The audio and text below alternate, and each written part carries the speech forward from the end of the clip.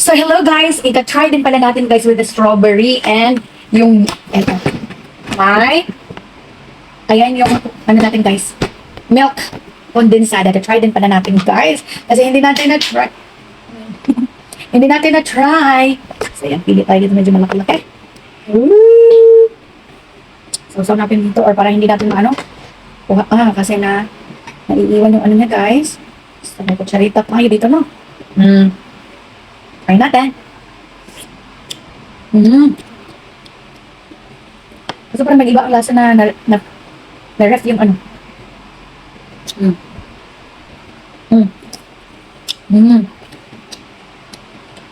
Parang taka ng lasa ng ano. Strawberry. Yan. Dali, tingnan mo. Tamis?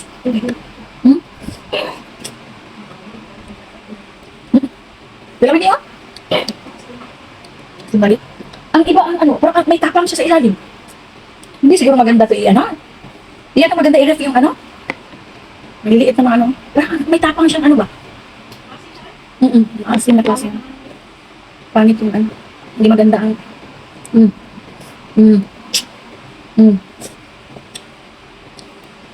Wait. Try natin sa honey. Try natin guys sa honey. Takpan na natin ito para hindi siya sira. Sikapin pa natin yan, ano. So, try natin sa honey. Gawa tayo ng shake tomorrow. Meron tayong mix na. Meron tayong ano. Honey, konti lang.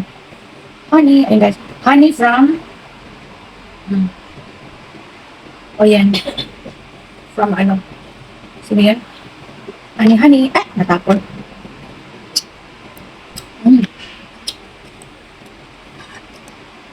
Parang ang tapang ng ice. Anong dito? Strawberry.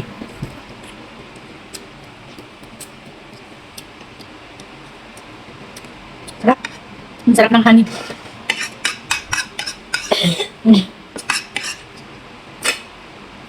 Isa pa. Medyo hinog na maliit. Konti lang. Up.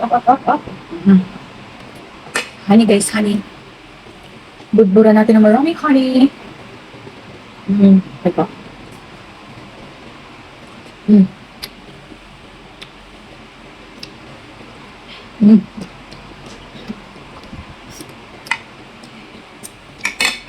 Ibang variety siya, maliliit kasi.